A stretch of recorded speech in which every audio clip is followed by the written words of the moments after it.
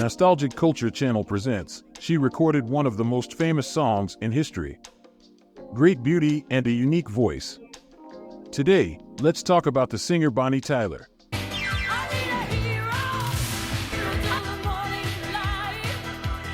Welcome to another video on our channel. She recorded one of the most famous songs of all time, and her rough and strong voice was hailed by experts as inimitable.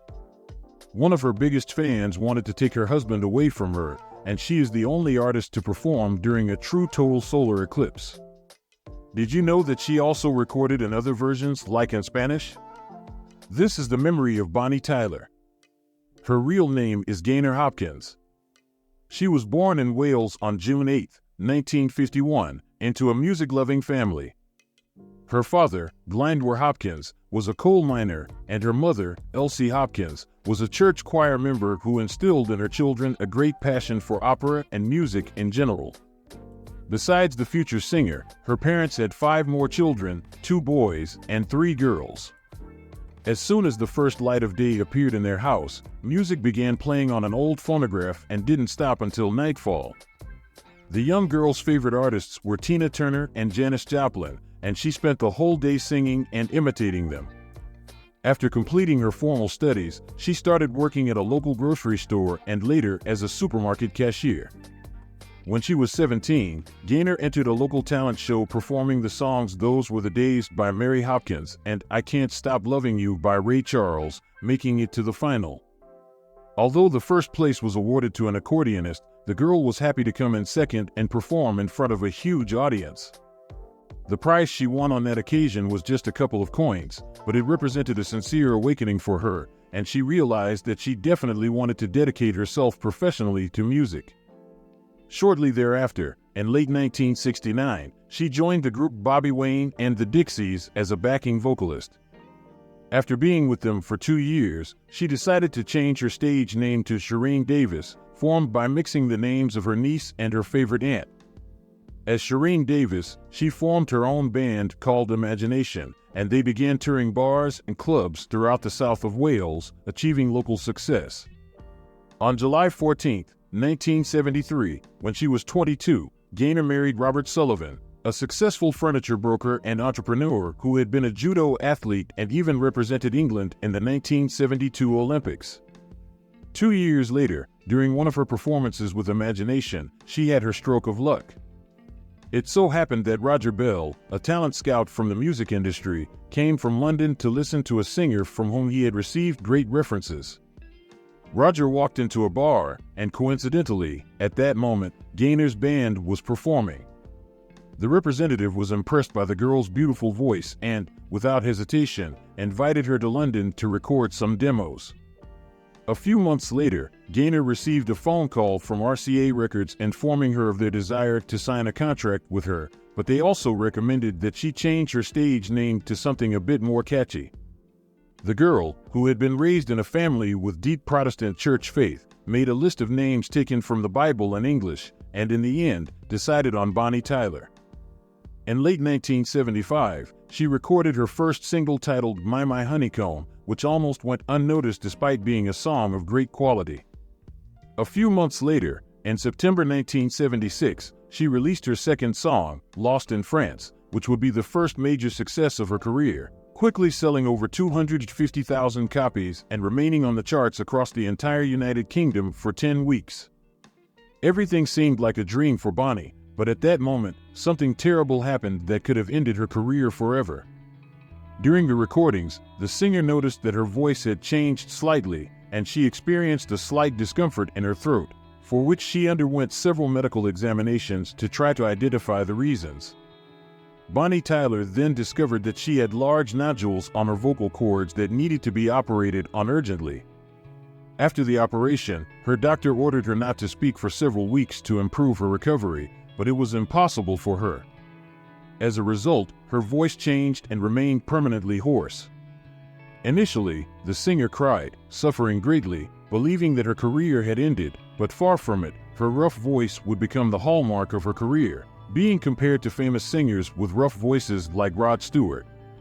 Thanks to her success, Bonnie Tyler was nominated for Best British Newcomer in 1977, and shortly thereafter, she released a new single titled More Than a Lover, which was censored for its lyrics, affecting its rise on the charts, although it also managed to enter the top 30 across the entire United Kingdom.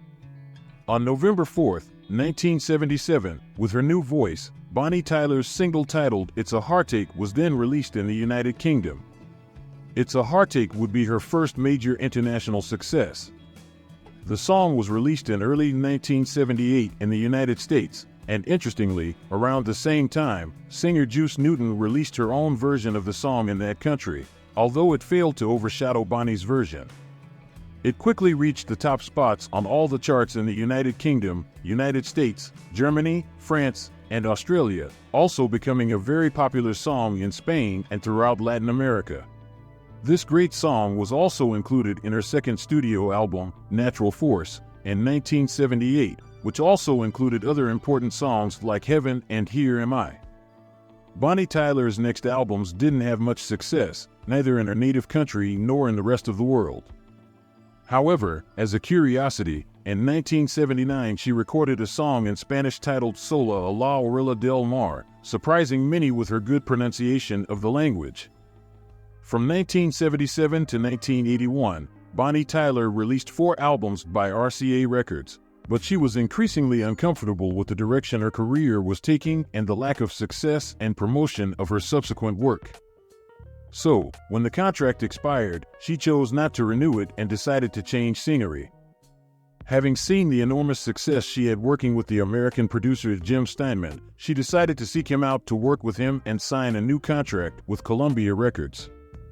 The first 2 songs that Steinman prepared for Bonnie were Have You Ever Seen the Rain, a new version of the great Creedence classic, and Going Through the Motions, which were very well received and refreshed the singer's image.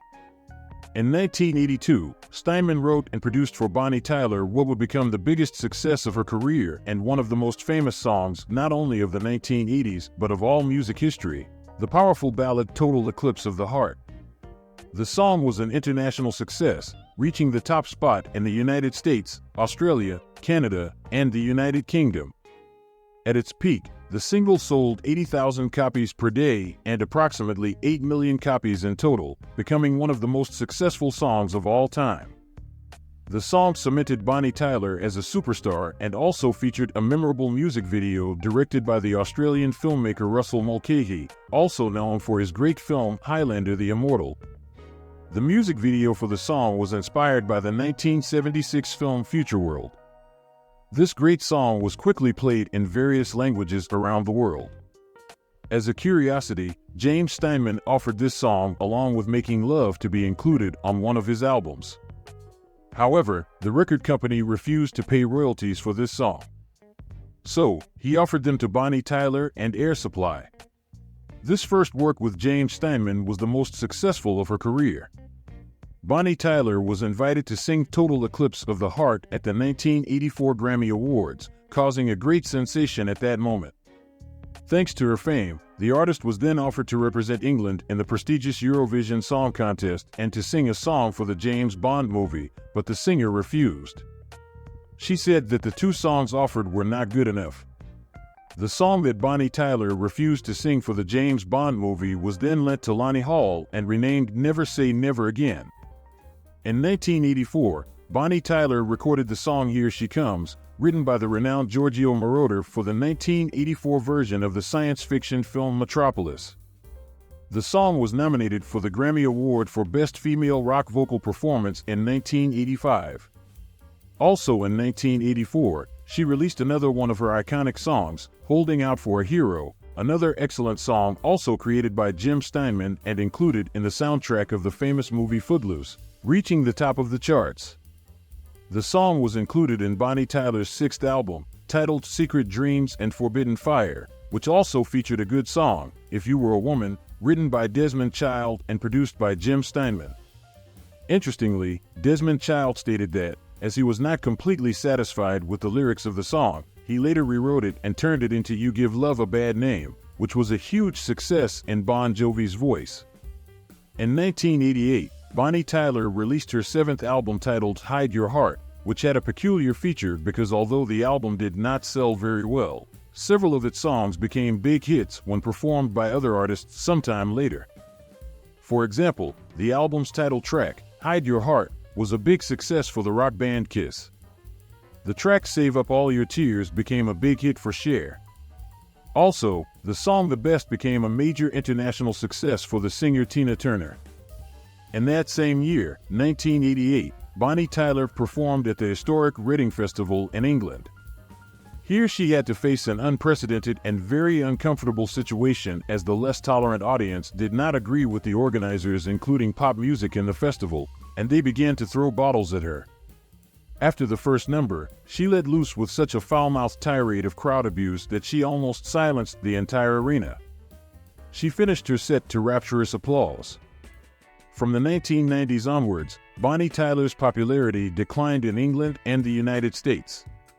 So, she decided to settle in Germany, from where she released several successful albums in countries like Norway, Austria, Sweden, and Switzerland. Bonnie Tyler has been characterized throughout her career by her great versatility, recording in English, Spanish, French, and Italian, and performing duets with iconic and important figures from the world of music and various genres, such as Rod Stewart, Cliff Richard, Lucy Lawless, Salvatore Adamo, Meat Loaf, Frankie Miller, just to name a few of the important names. A curiosity in this regard is that Bonnie recorded a duet with the Italian Andrea Bocelli on the song Live for Love, also known as Vivo per Lei, but due to problems between record labels, this version never saw the light of day. In 2000, she was invited to the wedding of actors Catherine Zeta-Jones and Michael Douglas, and on that day, she sang her famous song Total Eclipse of the Heart for them. In 2013, she was selected to represent the United Kingdom in the Eurovision Song Contest with the song Believe in Me. Her all-time favorite song is River Deep Mountain High by Tina Turner. One of the few regrets she has is not having children. She always postponed it for the future, and when she finally decided to try, she was already 39 years old. She managed to get pregnant but had a miscarriage and couldn't get pregnant again. In 2014, the singer suffered one of the biggest blows of her life when she discovered that her husband of 5 decades, Robert Sullivan, was cheating on her, not with just any woman, but with one of her closest fans, Megan Pernot, who was a great French admirer of the singer, attending all her shows and even creating a dedicated website. Megan managed to meet Bonnie in 2012, and from there, she started a friendship with the singer and her husband. A few years later, the affair between Megan and the singer's husband emerged. She even told all the details of the romance in several interviews, saying that she loved Robert very much. Bonnie Tyler decided to forgive her husband, who denied the accusations, stating that the woman was crazy. On August 21, 2017, the singer sang her famous song Total Eclipse of the Heart during a real total solar eclipse aboard a Royal Caribbean cruise. Bonnie Tyler is a tireless worker and has never stopped releasing albums. Her latest work was released in 2019 and was titled Between the Earth and the Stars. Although the singer has not managed to have a song at the top of the charts again, this hasn't been too much for her. She stayed away from scandals, acting, recording, and traveling around the world. The money she earned in the 1980s was invested very well, and today she lives comfortably, owning land in New Zealand and Portugal. She also has many properties in the United Kingdom, including stables, farms, and even a quarry. She has also been a prominent activist for charitable causes, supporting the fight against diseases like cancer and AIDS, participating in campaigns against animal abuse, and supporting the most vulnerable children worldwide. Well, this has been the memory of the unforgettable singer Bonnie Tyler. Leave us a comment about what you thought of the video. What do you think about this incredible singer, and what is your favorite song from the 1980s? Also, let us know whom you would like us to talk about in the next video. Don't forget to subscribe to the channel and activate the notification bell to stay updated with our releases. Thank you for watching, and see you in the next video.